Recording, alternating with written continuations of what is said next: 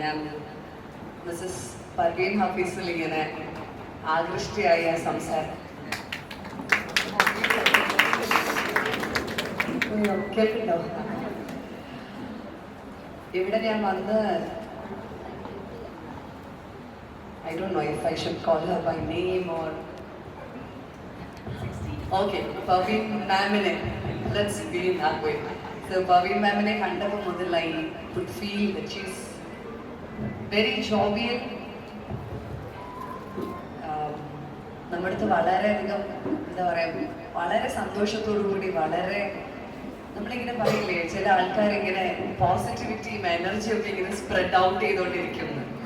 അപ്പൊ അങ്ങനെ സംസാരിക്കുമ്പോൾ ആ സംസാരത്തിൽ നമുക്ക് ഒത്തിരി എനർജറ്റിക് ആയിട്ട് ഫീൽ ചെയ്തു കണ്ടപ്പോൾ മുതല്. പിന്നെ എനിക്ക് ഡോക്ടറെ എനിക്ക് നേരത്തെ മുതലേ അറിയാം, കാരണം ഞാനിവിടെ പേഷ്യൻ്റ് ആയിട്ട് വന്നിട്ടുണ്ട് സൺറൈസ് ഹോസ്പിറ്റലിൽ. അപ്പോൾ ഡോക്ടറെ എനിക്ക് നേരത്തെ മുതലേ അറിയാം. അന്നാണ് ഞാൻ ആദ്യമായി വരുന്നത് എപ്പൻഡിസൈറ്റിസ് അല്ല എപ്പൻഡിസൈറ്റിസ് ആയിട്ടാണ് ഞാനിവിടെ വരുന്നത്. ഞാൻ ചങ്ങനാശ്ശേരിയിലുണ്ട്. ഡോക്ടർ ഓർമ്മയുണ്ടോ എന്ന് എനിക്കറിയില്ല, ഞാൻ വെറുതെ ചോദിക്കാണോ ഡോക്ടർ എത്ര സർജറി ചെയ്യുന്നു. ഞാനിപ്പോൾ എൻ്റെ മിസ്റ്റേക്ക് മനസ്സിലാക്കുന്നത്, അതായത് എൻ്റെ അടുത്ത് വന്നിട്ട് ആൾക്കാർ ചോദിക്കും എൻ്റെ പരിചയമുണ്ടോ, അപ്പോൾ ഞാനിങ്ങനെ ഇല്ല എനിക്ക് ഓർമ്മ കിട്ടുന്നില്ല. നമ്മൾ അന്ന് ഗുരുവായൂർ അമ്പലത്തിന്റെ പുറത്ത് വെച്ച് കണ്ടിരുന്നു, ഒരുമിച്ച് ഫോട്ടോ എടുത്തിരുന്നു എന്ന് ചിലപ്പോൾ ചിലർ പറയും.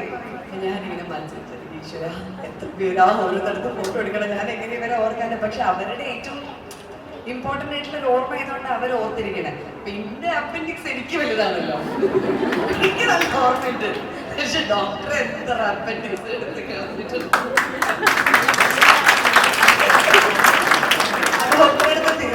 ഞാൻ ചോദിക്കും ഡോക്ടർ ഞാൻ വന്നത് അപ്പൻഡിസൈറ്റിസ്,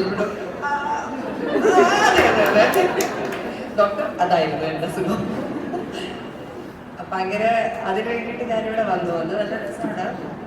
എനിക്ക് ഇപ്പൊ സൂചി കണ്ടാൽ തലയിറങ്ങി വീഴും, അത്ര പേടിയാണ്. ഹോസ്പിറ്റല് കാനുല അത് ഇതെന്നൊക്കെ പറഞ്ഞാൽ ഭയങ്കര പേടിയാണ്. അപ്പോൾ ഒരു ദിവസം ഞാൻ ഹസ്ബൻഡിന്റെ വീട്ടിലുണ്ടായിരുന്ന സമയത്ത് ഭയങ്കര വയറുവേദനയായിട്ട് രാവിലെ ഒരു 4 മണിയൊക്കെ ആയപ്പോഴത്തേക്കും ഞാൻ കരഞ്ഞിട്ട് ഉറക്കത്തിൽ നിന്ന് കരഞ്ഞ് വേണ്ടി. അങ്ങനെ പിന്നെ വീട്ടിലൊക്കെ വിളിച്ച് പറഞ്ഞിട്ട് പെട്ടെന്ന് എല്ലാവരും എവിടെ പോകണം എന്ന് കണ്ടപ്പോൾ ഐ ഡോണ്ട് നോ എവിടെ നിന്നാണ് സൺറൈസ് ഹോസ്പിറ്റലിൽ പോകാമെന്ന്. ഇതൊന്നും ഞാൻ ഇപ്പോഴത്തെ കാര്യമല്ല പറയുന്നത്, ഒരു 13 വർഷം അതിന് മുമ്പേ ഉള്ള കാര്യമാണ്. അങ്ങനെ sunrise definitely sorry to interrupt. നോമ്പ് തുറക്കാനുള്ള സമയമായിട്ടുണ്ട്. അപ്പോൾ സ്റ്റാഫ് എല്ലാം എല്ലാവർക്കും ലൈറ്റ് വരെ വന്നു. സ്റ്റാഫിന് നോമ്പുണ്ട്. മെയിൽസ് ആണുങ്ങൾക്ക് എല്ലാവർക്കും 7013 എന്ന റൂം 7th ഫ്ലോറിലേക്ക് പോകേണ്ടതാണ്. ഫീമെയിൽസ് എല്ലാവരും 7012 എന്ന റൂമിൽ പോകേണ്ടതാണ്. Thank you so much. So sorry doctor, please പ്രസംഗം കേൾക്കാൻ ആരും ഉണ്ടാവില്ലേ?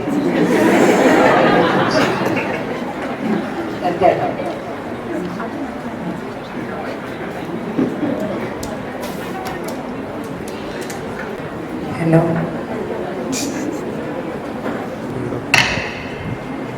ഭയങ്കര ശബ്ദാട്ടോ, ചിന്തിക്കുന്ന ശബ്ദമല്ല.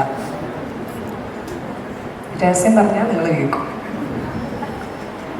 അപ്പം അങ്ങനെ ഞാൻ ബാക്കി കഥ പറയാം. അപ്പം അങ്ങനെ ഞാൻ ഭയങ്കര വേദനയൊക്കെ ആയിട്ട് വേറെ ഹോസ്പിറ്റലിൽ എവിടെയെങ്കിലും പോകാമെന്ന് പറഞ്ഞ് വീട്ടുകാരൊക്കെ വന്നു. അങ്ങനെ സൺറൈസ് ഹോസ്പിറ്റലിൽ, എറണാകുളത്ത് സൺറൈസ് ഹോസ്പിറ്റലിൽ വരാമെന്ന് പറഞ്ഞ് എനിക്ക് അവിടെ നിന്ന് എന്തൊക്കെയോ പെയിൻ കില്ലറൊക്കെ തന്നിട്ടുണ്ട്. അപ്പോൾ ഞാൻ തിരിച്ച് എന്നെ അവർ സൺറൈസ് ഹോസ്പിറ്റലിൽ എല്ലാവരും എത്തിച്ചു. അങ്ങനെ ഡോക്ടർ ഈ കീ ഹോൾ സർജറിയിൽ വളരെ ഫേമസ് ആണ് എന്ന് പറഞ്ഞിട്ടാണ് ഇങ്ങോട്ടേക്ക് കൊണ്ടുവരുന്നത്. അപ്പം തന്നെ ഞാൻ പറഞ്ഞു അങ്ങനത്തെ പോകേണ്ട ആവശ്യമൊന്നുമില്ല, കാരണം സർജറി ചെയ്യേണ്ട ആവശ്യമില്ലല്ലോ. ഞാൻ ഓൾറെഡി ഡിസൈഡ് ചെയ്തു. അപ്പം അത് എനിക്ക് തിരിച്ചു വന്നു. പേടിച്ചിട്ടാണ് തിരിച്ചു വന്നിട്ട് ഡോക്ടർ എന്നെ ചെക്ക് ചെയ്തുകൊണ്ടിരിക്കുക. അപ്പം ഞാൻ ഡോക്ടറെ അടുത്ത്, ഡോക്ടർ കുഴപ്പമൊന്നുമില്ല, എനിക്ക് പെയിൻ കില്ലറിൻ്റെ ആവശ്യമുള്ളൂ, മറ്റേ ഹോസ്പിറ്റലുകാർ സർജറി എന്നൊക്കെ പറഞ്ഞു. പക്ഷേ ഡോക്ടർ എനിക്ക് അത് ചെയ്യണ്ട, എനിക്ക് കുറച്ച് ആൻറ്റിബയോട്ടിക് തരിക, എനിക്ക് കുറച്ച്. എന്നിട്ട് ഞാൻ ഡോക്ടറെ ക്ലാസ് എടുത്തോണ്ടിരിക്കുക, പേടി കാരണം എങ്ങാനും സർജറി സജസ്റ്റ് ചെയ്താലോ എന്ന് പേടിച്ചിട്ട്.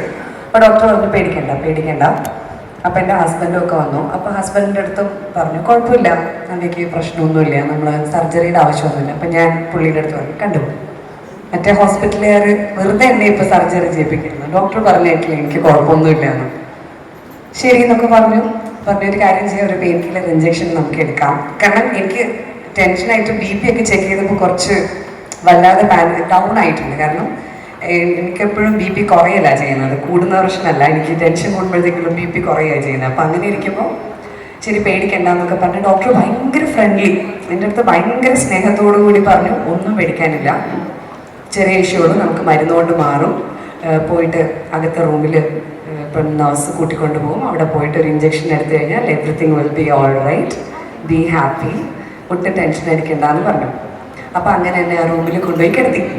അങ്ങനെ കുറച്ച് നേരം കഴിഞ്ഞപ്പോഴത്തേക്കും ഒരു നേഴ്സ് സ്നേഹത്തോടെ വന്നിട്ട് പറഞ്ഞു ഈ മോളെ എന്തൊക്കെയുണ്ട് എന്നൊക്കെ പറഞ്ഞ് എൻ്റെ കയ്യിൽ ഇഞ്ചക്ഷൻ എടുക്കാൻ വേണ്ടിയിട്ട് ഇങ്ങനെ റബ്ബൊക്കെ ചെയ്ത് ഇഞ്ചക്ഷൻ എടുത്തുകൊണ്ടിരിക്കുമ്പോൾ ഞാൻ ചോദിച്ചു എന്ത് ഇഞ്ചക്ഷനാണ്, പെയിൻ കില്ലർ എന്ത് ഇഞ്ചക്ഷൻ? ഞാൻ പൊതുവേ ഇങ്ങനെ ഏത് മരുന്ന് കഴിച്ചാലും അതിൻ്റെ കോമ്പോസിഷൻസ് ചോദിക്കും. എനിക്ക് മോനാണെങ്കിലും ഞാൻ ചെറുതിലോട്ട് കൊടുത്ത മരുന്നിൻ്റെ ഇതൊക്കെ പേര് ഓർമ്മയുണ്ട്. അപ്പം എനിക്ക് ഇഷ്ടമായിട്ട് പഠിക്കാൻ.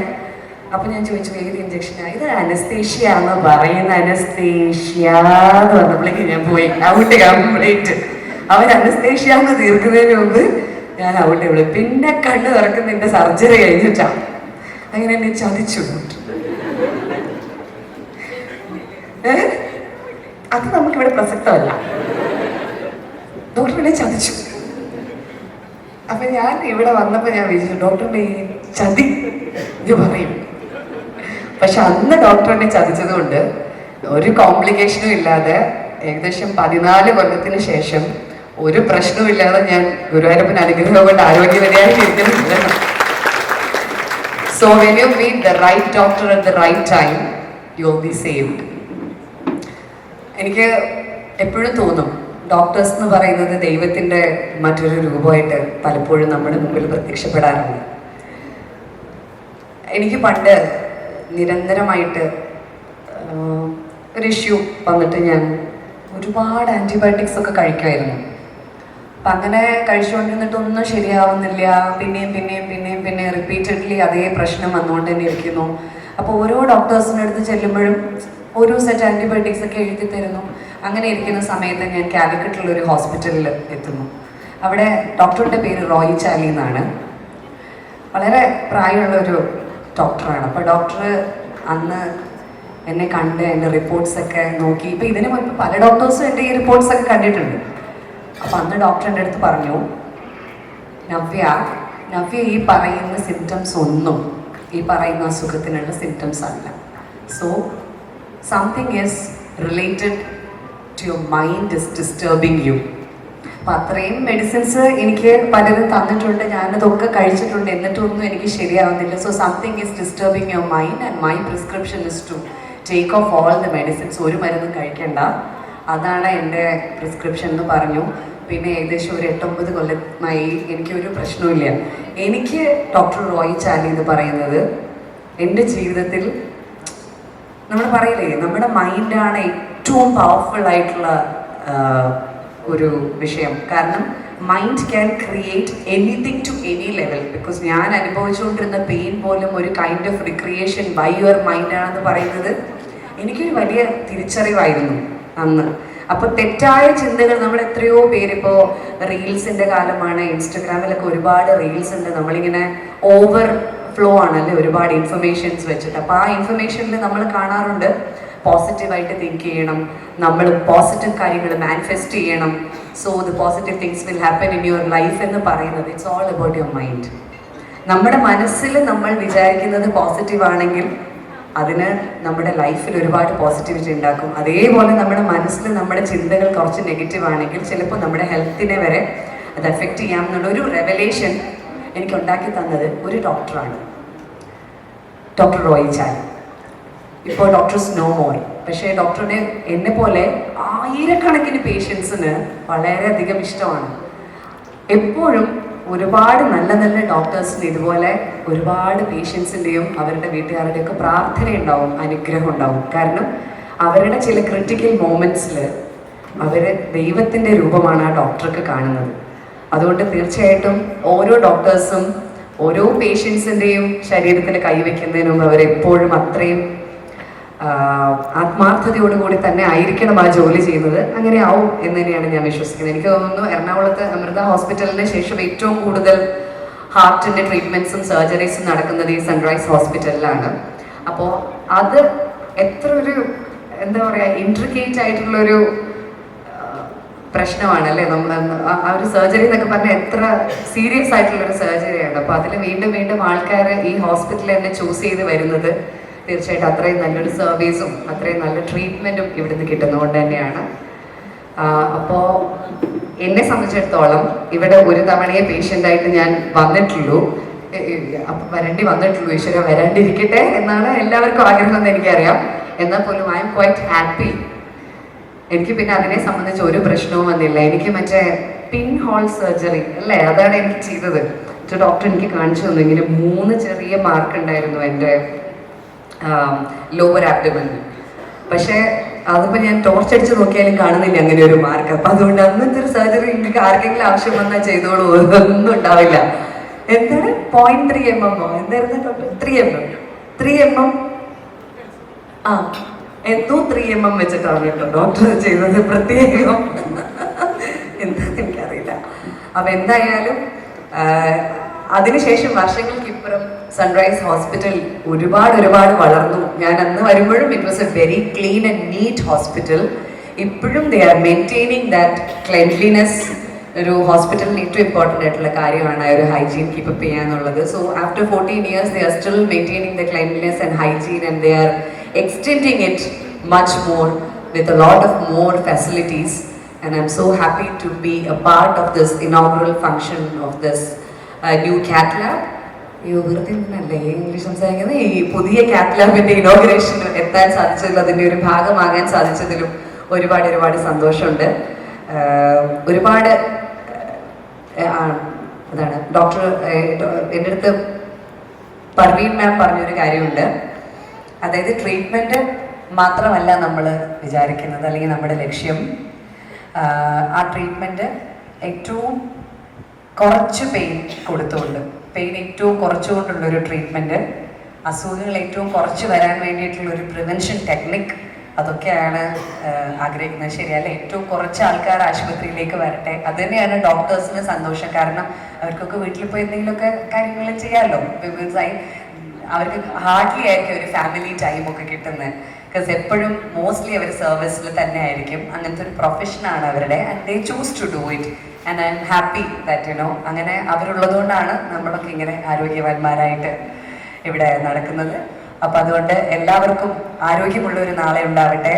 ഏറ്റവും കുറച്ച് മാത്രം ആശുപത്രികളിൽ നിങ്ങൾക്ക് വരേണ്ടതായിട്ട് വരട്ടെ. പക്ഷെ വരുമ്പോൾ ഏറ്റവും നല്ല ഫെസിലിറ്റി ഇനിയും തരാൻ സൺറൈസ് ഹോസ്പിറ്റലിന് സാധിക്കട്ടെ. എല്ലാവർക്കും എല്ലാ ട്രീറ്റ്മെൻറ്റ്സിൻ്റെയും ഒപ്പം സ്നേഹവും കൂടി കൊടുക്കാൻ സാധിക്കട്ടെ എന്ന് പ്രാർത്ഥിക്കുന്നു. എല്ലാവരെയും വളരെ എമ്പതറ്റിക് ആയിട്ട് നോക്കി കാണാനും ഈ മാനേജ്മെൻറ്റിനും ഹോസ്പിറ്റലിനും ഇവിടുത്തെ ഓരോ സ്റ്റാഫിനും സാധിക്കട്ടെ എന്ന് പ്രാർത്ഥിക്കുന്നു. പർവീൻ മാം എൻ്റെ അടുത്ത് ഇങ്ങോട്ട്, ഞാനിങ്ങനെ ഓരോ സ്ഥലത്ത് ബ്ലഡ് സെൻ്റർ എന്ന് എഴുതിയിരിക്കുന്ന വഴി കൂടിയാണ് ഇങ്ങോട്ട് വന്നത്. അപ്പോൾ ഞാൻ ഈശ്വരി ബ്ലഡ് എന്നാലും കൊടുക്കേണ്ടി വരുമോ എന്നൊക്കെ ഞാൻ വെറുതെ തമാശക്ക് പറഞ്ഞപ്പോൾ എൻ്റെ അടുത്ത് പർവീൻ മാം പറഞ്ഞു, ഈ ഹോസ്പിറ്റലിൽ വിചാരിക്കുന്ന പോലെയുള്ള ഒരു പേടിക്കേണ്ട സ്ഥലമല്ല. We have our own kind of fund here അല്ലേ. പക്ഷെ നമുക്കൊക്കെ ഈ പോലീസ് സ്റ്റേഷൻ ഹോസ്പിറ്റലൊക്കെ ഒരു പേടിയാണ്. ഇവിടെ വന്നു കഴിഞ്ഞാൽ കുത്ത് കിട്ടും. മറ്റടുത്ത് പോയാലും കുത്താണല്ലോ. പോലീസും കുത്തു കൊടുക്കും, ഡോക്ടറും കുത്തു കൊടുക്കും. അതുകൊണ്ട് നമുക്ക് ഇതൊക്കെ ചെറിയ പേടിയുണ്ട്. പക്ഷെ അങ്ങനെ പേടിക്കേണ്ട കാര്യമൊന്നുമില്ല. ബിക്കോസ് ഇപ്പം എല്ലാം വളരെ ഫ്രണ്ട്ലി ആയിക്കൊണ്ടിരിക്കുക. ജനമൈത്രി പോലീസ് സ്റ്റേഷൻ പോലെ ജനമൈത്രി ആശുപത്രികൾ തന്നെ ആയിക്കോട്ടെ എല്ലാവർക്കും. കാരണം ഇപ്പോൾ ഡോക്ടേഴ്സ് പണ്ടെന്ന് പറഞ്ഞു കഴിഞ്ഞാൽ ഡോക്ടറുടെ മരുന്ന് അങ്ങോട്ട് എഴുതുന്നു, തരുന്നു, നമ്മൾ പോയി വാങ്ങിക്കുന്നു, കഴിക്കുന്നു. മറ്റേ ഒന്നും മനസ്സിലാവാത്ത അക്ഷരം അപ്പുറത്ത് 101 അങ്ങനെയായിരുന്നു. പക്ഷെ ഇപ്പോൾ കുറച്ച് മാറ്റമുണ്ട്. എഴുതി കഴിഞ്ഞാൽ പിന്നെ ഡോക്ടർ എല്ലാം പറഞ്ഞു കൊടുക്കും. ഇന്നതാണ്, ഇന്ന മരുന്നാണ്, പാൻഡോസ് ഇടുന്നതിന് മുമ്പ് കഴിക്കണം, അതിന് ശേഷം നിങ്ങൾ അസി കഴിച്ചാൽ മതി എന്നൊക്കെ പറഞ്ഞിട്ട് ഇങ്ങനെയൊക്കെ ക്ലീൻ ആയിട്ട് ഡോക്ടേഴ്സ് എല്ലാം പറഞ്ഞു കൊടുക്കും. ഇത് വന്നിട്ട് ആൻറ്റിബയോട്ടിക് ആണ്, ഇത് വന്ന് ആൻറ്റി ഹിസ്റ്റമിനാണ് എന്നൊക്കെ ഡോക്ടേഴ്സ് പറഞ്ഞു കൊടുക്കും. പണ്ട് അങ്ങനെയൊന്നും നമുക്ക് അങ്ങനത്തെ തരില്ല. ഇപ്പോൾ അത് വളരെ കൂടുതലായി. പക്ഷെ അതുകൊണ്ട് ഡോക്ടേഴ്സിന് ഇപ്പോൾ ചെറിയ വേറൊരു പ്രശ്നമുണ്ട്. ഈ പറഞ്ഞു കൊടുക്കുന്ന പേര് ഞങ്ങൾ പോയി ഗൂഗിളിൽ ടൈപ്പ് ചെയ്ത് നോക്കും. ഗൂഗിളിൽ ടൈപ്പ് ചെയ്തിട്ട് ഇത് അതിനുള്ളതല്ലല്ലോ, അപ്പോൾ ഡോക്ടർ എനിക്ക് ഇത് എന്തിനാ തന്നേന്നുള്ള ചെറിയ രസമുണ്ട്. പക്ഷെ എല്ലാവരും വ്യക്തമായിട്ട് നമ്മൾ സാധാരണക്കാരെ മനസ്സിലാക്കണം, ഇവരിത് പഠിച്ചിട്ടുള്ളത് കൊണ്ട് ഇവർക്ക് കുറച്ചുകൂടെ കാര്യങ്ങൾ അറിയാം. അപ്പോൾ ഡോക്ടേഴ്സ് നമ്മളെ കറക്റ്റായിട്ട് ഗൈഡ് ചെയ്യുന്നുള്ളൊരു പ്രതീക്ഷയിൽ എല്ലാ ഭാവുകങ്ങളും നേരുന്നു. And all the very best for the new cath lab. Thank you so much.